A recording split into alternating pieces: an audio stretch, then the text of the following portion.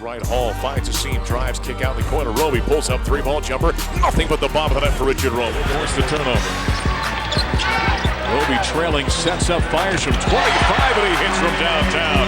Boy, Rich had about another 6 feet or so. He gets pointers. The freshman Roby top of the lane with a one-handed flush with the right hand.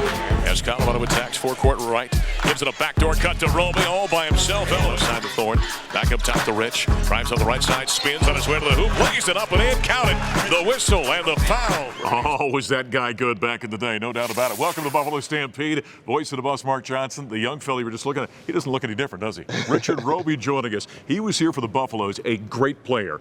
5, 6, 7, and 8. Yes, sir. And here you are. Those highlights, man. How about that young fella, huh? Yeah, you know, I wish I could still jump like that today. I might still be playing. What do you think back to your 4 years? And boy, the numbers he put up. Those were my first 4 years here when I was doing the Buffs games 18 seasons ago. Average about 17 a game, 5.5, 6 rebounds, 2, 3 assists per ball game.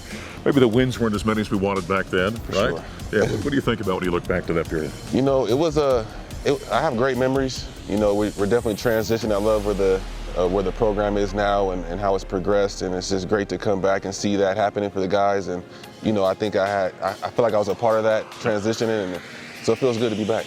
Yeah, well, that question. Take people kind of down memory lane with you a little bit. After CU, I've had 4 great seasons here. Talk about where you went and what you did. So after my 4 years here, my first 2 years I played in Israel. Then I played in Europe a little while, and I finished my career in Japan. I played 5 years down there. So, you know, a lot of most of my children, their childhood was spent in Japan. So, you know, but it was great. You know, we got a chance to see the world with my family, got to do what I love. So I really feel blessed to have the opportunity. You know, we were talking earlier, and I said, Rich, how many countries were in? Would you say 9? 9. 9 in 10 years. Yeah. I could have named all of them, but I know there's a time, you know, so I'll just go jump to the major ones. Yeah.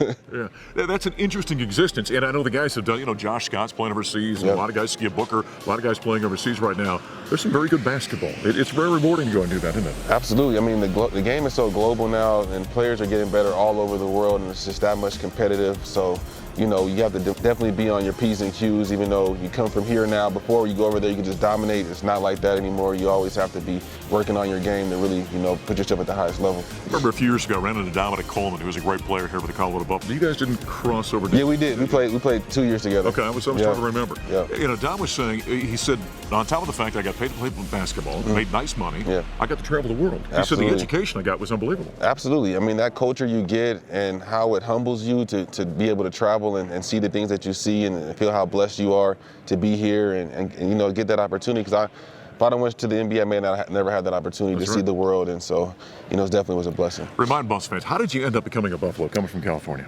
Well, one of my good friends was here, Antoine McGee. Yeah. You know, so we grew up together, and you know, and Coach Patton, you know, came and we had a great relationship, you know, with him and my mom, and we just connected. And when I came here, it just felt right, and you know, I wanted the opportunity to play in the Big 12, and it's not too far from home because I came from prep school back east, so you know, I came a little bit closer, so it was good.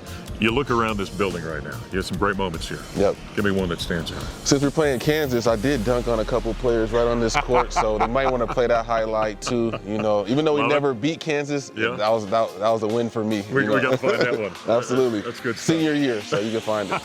And interestingly, when we were walking out here on the court, I said, when's the last time you're back? You were here for a football game. Yep. But you hadn't been back on this court for a game. Nope. Since you left. Absolutely. I went to, I don't know if it was last year or the year before, they played in Vegas in a tournament. I went to that game, but I haven't been back here for a game. Nope. Right. So I'm excited. Now, here's the thing. The playing career might be over for Richard right now. So tell us what you're doing, number one. Right.